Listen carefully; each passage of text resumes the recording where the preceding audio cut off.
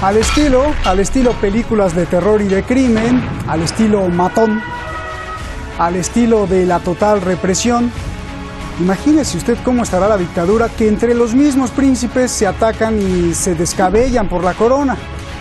Al estilo, bueno, más bien a su estilo, el príncipe heredero les envió un comando de fuerzas especiales para prácticamente quitarlos del camino. A otros príncipes, claro, que también son muy poderosos. Este es el reino, un reino que tiene penetrado al mundo entero.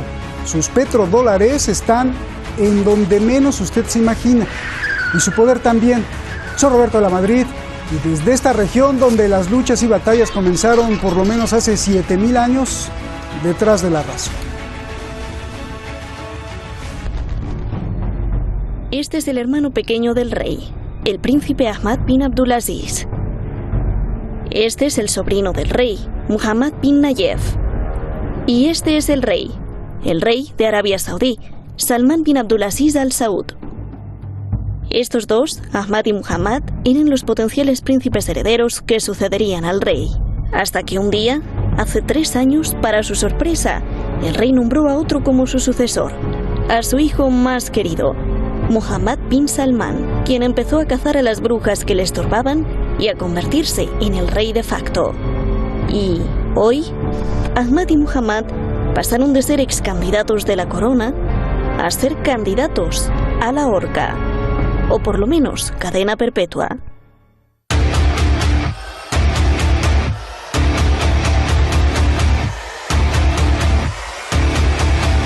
Un comando especial, un comando de guardias de la corte real, vestidos de negro, penetraron en sus casas y arrestaron por sorpresa a esos 2 príncipes, Ahmad y Muhammad. El príncipe heredero, bin Salman, los acusa de traición a la patria, por planear un golpe de estado contra él y contra el rey, que tiene ya 84 años. Incluso se filtra que los acusados estaban en contubernio con algunos oficiales de Estados Unidos y de gobiernos extranjeros. Esta es la información descubierta por los periódicos Wall Street Journal y New York Times. Pero los medios filtran algo aún peor, que no son 3 príncipes, sino docenas. Docenas de príncipes, funcionarios del Ministerio del Interior, altos oficiales del ejército y otros sospechosos.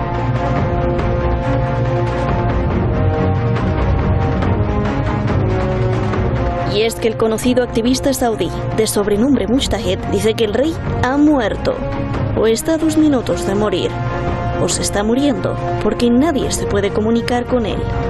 La prensa mundial critica al príncipe heredero. Y estos son algunos encabezados. Las detenciones de los príncipes saudíes enviaron un mensaje: no bloqueen mi camino al trono. El príncipe heredero saudí una vez besó la mano de un pariente real que podría enfrentar la muerte. Los aliados de Oriente Medio más vitales de Trump están tendiendo rápidamente hacia la tiranía. El príncipe heredero bin Salman es conocido por su autoritarismo. Bajo su semi-reinado se han silenciado prácticamente todas las voces opositoras, críticos encarcelados e incluso asesinados, como el periodista saudí Jamal Khashoggi, quien fue desmembrado en Turquía. Bin Salman, además, lidera una campaña de bombardeos que ya cumple 5 años contra su vecino Yemen. Una campaña muy criticada, incluso por la familia real, por no haber traído más que devastación y muerte.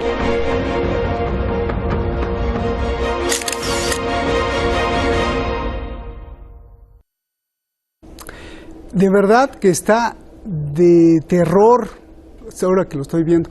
Y ahora le vamos a pedir al director, al rato que usted pueda, ahí en nuestro productor también, Ali Hosseini, que le pida que sin invitados nos dé un paneo, pero al rato, usted lo va a ver, está de terror.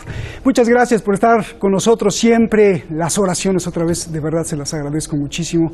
Toda la gente preocupada por nosotros, por el equipo detrás de la razón. Está bien, está perfecto, está con la boca cubierta.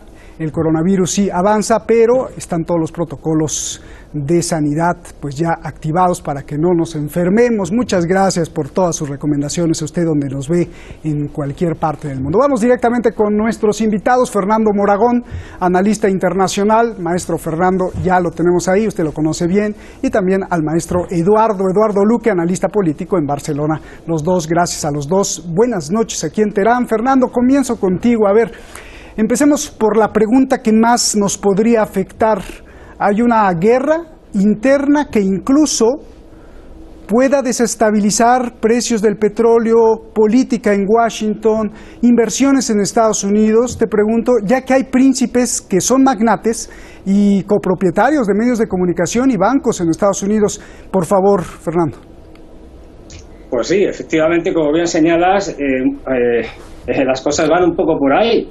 Lo que estamos viendo en los últimos tiempos es que todo el proyecto, digamos, del príncipe heredero, Bin Salman, pues se está hundiendo, se está viniendo abajo. De la desastrosa guerra del Yemen hasta su proyecto de hacer una pseudomodernización, por llamarlo de alguna manera, en algunos aspectos de la vida social y económica saudí, para, por ejemplo, crear una zona turística un poco a semejanza de lo que es Doha en Emiratos Árabes. Bueno, pues todo este tipo de cosas se le están viniendo abajo, con el agravante de que hagamos vulnerabilidad hacia los Houthis, después del famoso ataque que hicieron con drones, misiles contra varios centros petrolíferos saudíes, además del escándalo del caso de Khashoggi, con lo cual eso le ha granjeado una reputación en el mundo desastrosa. Y claro, no olvidemos que esta no sería la primera purga, esta ya sería la segunda gran purga que hace el príncipe Bin Salman, y que, está jugando ahora mismo una baza que es muy peligrosa, que es, ha bajado los precios del petróleo, el mercado de los precios del petróleo se ha hundido por el momento, veremos a ver qué pasa luego, y eso como consecuencia ha traído el hundimiento de las bolsas prácticamente en todo el mundo. No me extrañaría que hubiera una facción importante de la realeza, y además con la legitimidad que tenían estos dos de ser los herederos, digamos, legítimos del actual rey, para que Estados Unidos intentara mover de su sitio a Bin Salman, que se le ha convertido en un personaje bastante difícil de mantener y poco fiable y poco conveniente. Bien, a ver, Eduardo, comencé con esta pregunta porque, bueno, muchos que nos estuvieran viendo en Argentina, en Colombia, en España, pues podrían decir, bueno, pues allá que se peleen los demonios en Arabia Saudí, porque pues a nosotros qué. Pero por eso empiezo con esa pregunta a nivel global. ¿Una crisis en Arabia Saudí podría afectar la estabilidad internacional, Eduardo? Es una evidencia, una crisis como la que se está viviendo ahora en Arabia Saudita. Recordemos que Arabia Saudita realmente está en crisis, en una crisis económica muy profunda, fundamentalmente porque, entre otras cosas, la guerra en el Yemen es una guerra que ya es terriblemente costosa y que no está obteniendo ningún resultado positivo. Y es, por lo tanto, de alguna forma, esta crisis, esta dificultad económica que está pasando a Arabia Saudita se va a transmitir al resto del mundo, ¿no? Arabia Saudita necesita ingresos rápidos de dinero, puesto que la situación militar es muy difícil, y además el propio reino tiene en este momento un déficit presupuestario impresionante, en torno a 50.000 millones de dólares, el 6,4% del Producto Interior Bruto será déficit acumulado en el año 19, según los datos que tenemos ahora. Y este déficit previsto también para que superaría estos 50.000 millones, que, como digo, fueron el déficit del año pasado, está calculado sobre un precio del barril de petróleo, que sabemos que es la máxima exportación del país, en torno a los 63 dólares el barril. Si este barril, en la competición que ahora se ha lanzado a hundir el precio del petróleo por debajo de esa cifra, el déficit que tendrá el reino se puede doblar fácilmente a finales de este año, lo cual es una situación económica para el reino dificilísima y que va a tener implicaciones obviamente en todo el resto del mundo, porque tenemos muchos magnates que provienen de Arabia Saudita y que invierten en muchos lugares. Además, la represión que se hace sobre los dos miembros o los tres miembros más llamativos de la corte, de la familia real, se extiende además a muchísima gente, como vimos en la primera parte de esta crisis, ¿no? Cuando el personaje, el futuro rey, si nadie lo impide, de Arabia Saudita, se dedicó a detener a los magnates, los interrogó, los torturó, hasta que fueron liberados a cambio de enormes cantidades de dinero que engrosaron las arcas públicas. Nuevamente se repite, parece ser, este hecho, con el agravante de que todos los indicios apuntan efectivamente a que el rey realmente, que aunque no reina, es el que figura, está en sus últimas horas o en sus últimos días. Así que realmente estamos viendo una depuración de la familia real que va a tener implicaciones gravísimas en el resto de la economía mundial. Bien. A ver, Fernando, es obvio que una purga y arrestar a los príncipes que le hacen pues un obstáculo, pues es prácticamente un mensaje de que yo quiero ser rey y no se me acerquen. Yo te pregunto, vamos ahora sí de fondo, ¿cuál es el significado de esta purga? ¿De qué tiene miedo el príncipe heredero? Pero más que todo, y sobre todo, ¿por qué la familia real saudí tiene ese perfil de pelea, agresivo, de total dictadura? Basta ver la guerra en Yemen, el desastre y la matanza de niños y mujeres, o el apoyo al terrorismo que la propia Hillary Clinton denunció que de ahí de Arabia Saudí salía el dinero. A ver, Fernando. Sí, a ver, es que tenemos que darnos cuenta de que la familia real saudí es inmensa, es decir, son muchos miles de personas, con lo cual hay muchas facciones, muchos intereses, sobre todo dependiendo del cuál es, digamos, el hijo del fundador de la Casa Saud del que procedes. Es decir, tuvo como 80 y tantos hijos, varones, y dependiendo de la rama por la que vengas, de cada uno de esos 80 y tantos hijos, digamos, hay enfrentamientos que vienen de lejos. Eso se suma a que, como bien señalabais, bueno, la fragilidad del actual rey hace que pueda morir en cualquier momento. Él tiene una salud muy precaria y, bueno, es ya mayor, con lo cual yo creo que Bin Salman ha dado un golpe de mano para intentar consolidarse en el poder y eliminar a cualquier enemigo que tenga dentro de su propio país, y por lo tanto ha ido justamente, no lo olvidemos, a aquellos que tenían anteriormente la legitimidad. Porque lo que ha hecho Bin Salman, cuando le nombró el rey, es romper con la legitimidad y la tradición de que eran los hermanos de... Primero tenían que gobernar todos los hijos vivos que quedaban de los Saud antes de pasar, del fundador de la dinastía, antes de pasar a sus nietos, etcétera, etcétera. Y aquí se ha roto con esa tradición. Con lo cual, en un país muy tradicionalista, eso no ha sentado bien. Y luego no olvidemos, es decir, que la jugada que estamos viendo ahora, que van a ir analizando en los próximos días, de caída de los precios del petróleo, entre otras cosas porque Rusia se ha negado a acceder a las peticiones de Arabia Saudí, esto puede ser una absoluta hecatombe, puesto que puede hundir al reino, puede al mismo tiempo acabar en un doble ataque, acabar con la fracturación hidráulica en Estados Unidos, que no puede sostenerse por debajo de los $40 el precio del barril, y aún así ya es muy precario, y la bajada que hemos tenido ahora lo ha situado en unos precios de $30 y tantos y la cosa tiene muy mala pinta, con lo cual nos encontramos con que tiene una posición interna y tiene que intentar consolidarse como sea, en este caso a sangre y fuego, porque si no el futuro que le espera va a ser muy negro. Y ya digo, en el caso del Yemen tiene toda la pinta de que al final va a ser como el caso de Estados Unidos en Afganistán, 18 años, camino de 19, y están buscando la manera de cómo salir de la mejor, de la cualquier manera, diciéndole a los talibanes: miren ustedes, hagan lo que quieran con el país y déjennos salir, porque es que esto ya no es sostenible. Pues igual le está pasando a Arabia Saudí. Esta guerra no se puede ganar y al final tengo que salir de aquí porque lo único que hace es incrementar nuestro gasto sin conseguir ningún resultado. Bien. Es decir, que la situación la tiene muy difícil el heredero. Bien. A ver, Eduardo, pues yo también te quiero preguntar, ¿cuál es el perfil? No quiero usar la palabra psicológico, pero el perfil psiquiátrico, porque la familia real, aparte de lo que nos describe Fernando, de que pues es una familia chiquita, solo el padre tuvo, dice, 80 y tantos hijos, ¿por qué ese perfil?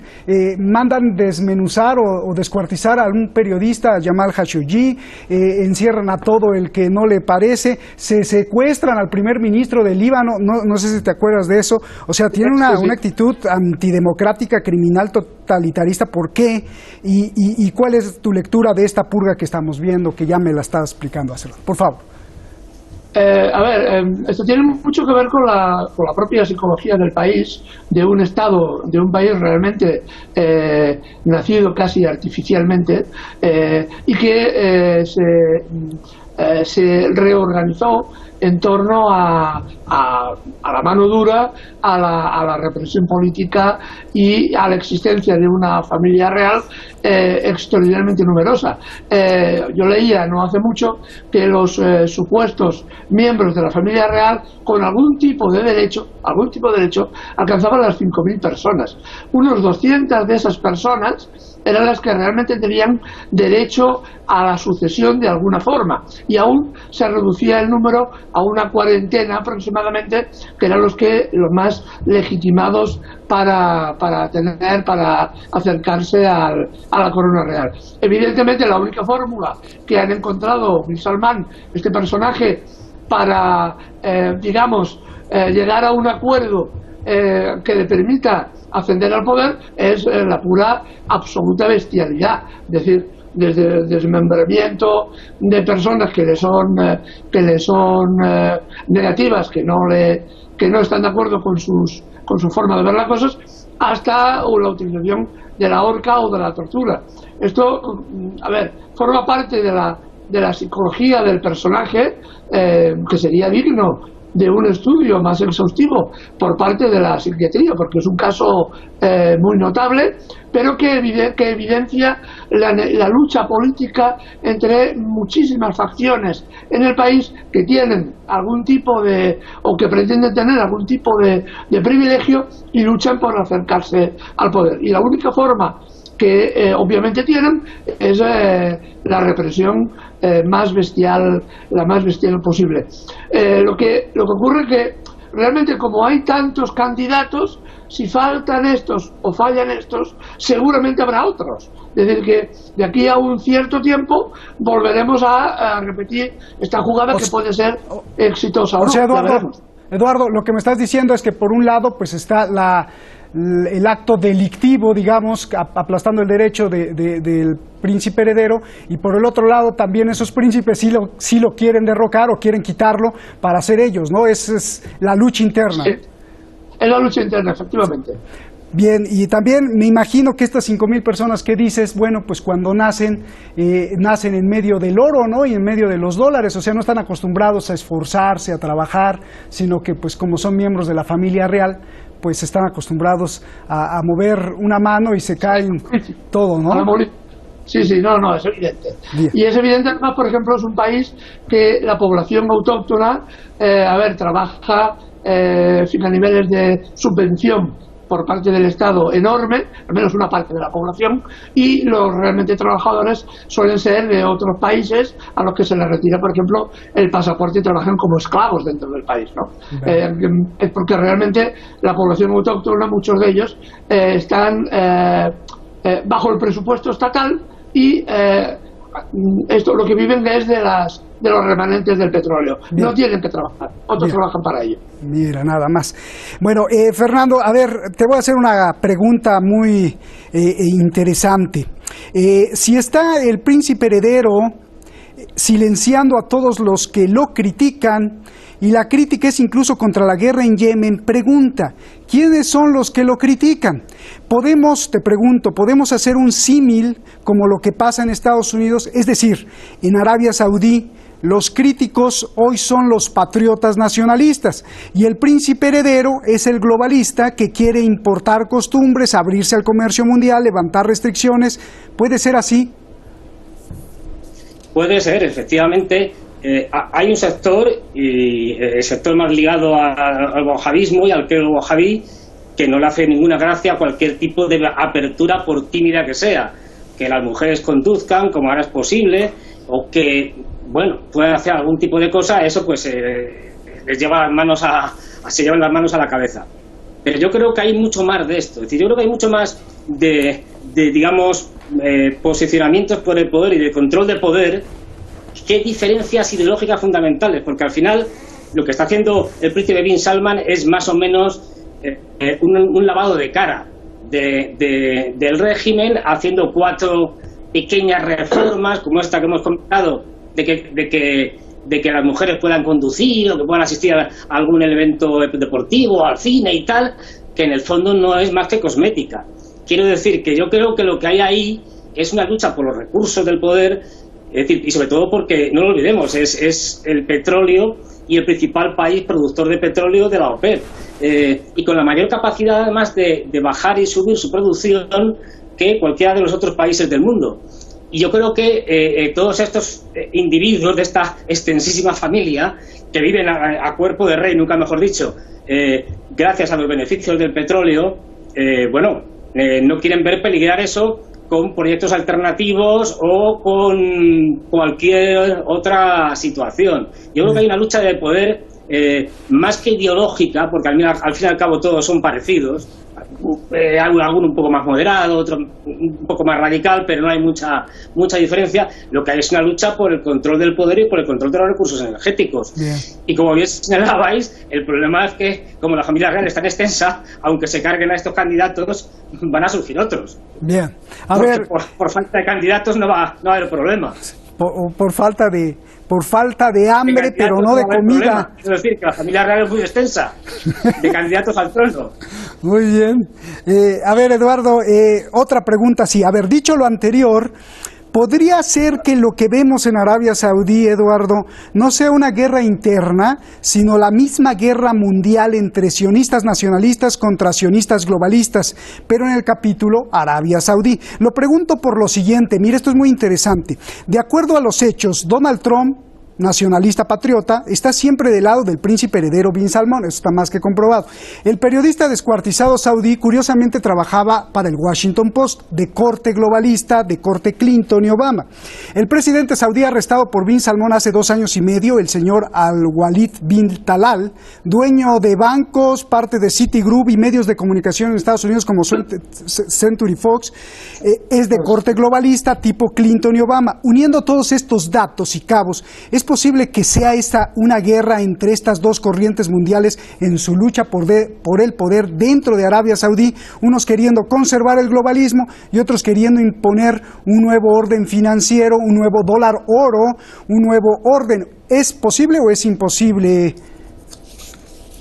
Yo diría que nos faltan elementos todavía para acabar de tener todo el desarrollo sistémico. Hay una tendencia, efectivamente, que intenta explicar los sucesos en Arabia Saudita a partir de este concepto del globalismo y del globalismo otanista y de la relación del desarrollo más personal de los países, más interno de los países, pero nos faltan elementos suficientes elementos de juicio en el caso de Arabia Saudita, porque tanto unos como otros al final parece que tienen la misma concepción ideológica y los mismos principios básicos, es decir, de una acumulación de capital enorme y que tanto el personaje bin Salman puede estar un día de acuerdo con el señor Donald Trump, como que al día siguiente ahora